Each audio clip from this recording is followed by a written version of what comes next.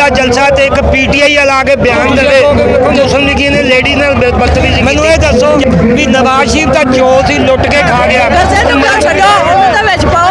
हम तो सच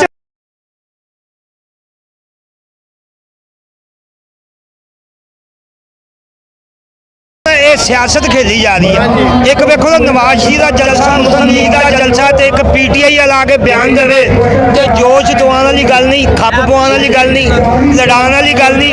फिर वेखो ना उन्हें बदतमीजी की तो तुसीं कहोगे वेखो मुस्लिम लीग ने लेडी ने बदतमीजी की, जबकि उन्होंने हक नहीं बनता सी भी इस जलसे जाके पीटीआई वाला नवाज शरीफ के खिलाफ बोले।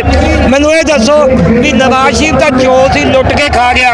इमरान खान ने 3.5 साल बेड़ा कर करता मुल्क का, वो नजर नहीं आता। जेडे असीं रोड से खड़े हैं, पार्क च बैठे हैं, किन्ना बनाया? नवाज शरीफ ने बनाया, इमरान खान ने तो नहीं बनाया। इमरान खान तो खा गया सारा। वो 12 रुपया चीफ मिनिस्टर को इकट्ठा करके देता डैम वास्ते, वो डैम किधर गया? कोरोना का पैसा किथे गया? सारा बेड़ा कर करता 3.5 सालों च इमरान खान ने। मेरा ख्याल है भी ये तो यहूदी पॉलिसी के तहत पाकिस्तान च आया सी और इस मुल्क का बेड़ा गर्क करने वास्ते आया सी और उन्हें किया 3.5 सालों च। सर तुसी दाढ़ी कोई बकाया नहीं रह गया। तुसी दाढ़ी रखी है? रह गई नहीं बकाया। सुनते रसूल रखी है? बोलते रहे ते ताडे इमरान खान जिन्हें तुसी कह रहे हो, इमरान खान ने यह भी गल की है कि सानू 100% दाढ़ी वाले शक है। अगली गल की बच गई है पीछे?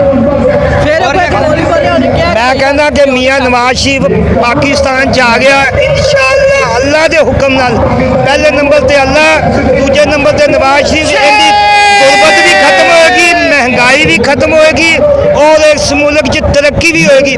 जो भी मुल्क च नवाज शरीफ आया साढ़े मुल्क च तरक्की हुई है।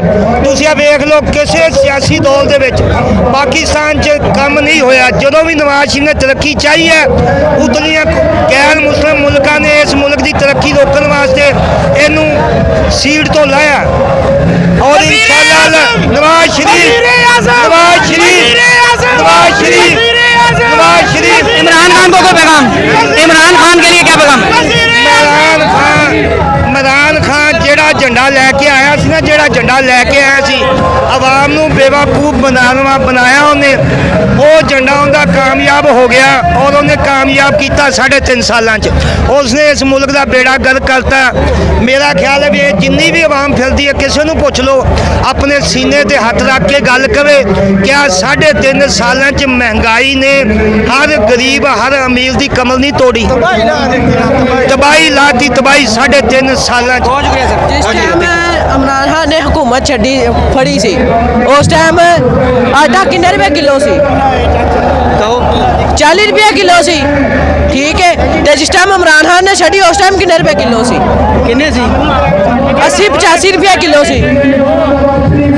160 रुपए मिल रहा है। ते जेड़ा तुहाडा इमरान खान कर्जा लैके गया हो कर्जे तो छड्डो उन्हें विच पाओ। हम तो सच बोल रहे हैं ना।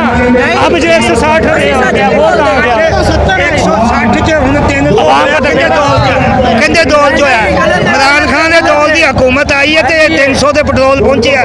ये ना आंदा तो ना ये हालत इस पाकिस्तान की होती। हूँ सारा नवाज शरीफ उत्ते पा दो भी नवाज शरीफ ने महंगाई की है। नवाज शरीफ ने महंगाई नहीं की, इमरान खान की महंगाई जी असी भुगती जाती है। IMF ने ऐसे मुआदे किए, उन्हें ऐसे मुआदे लिख के चला गया भी पाकिस्तान 40 साल भी सीधा ना हो।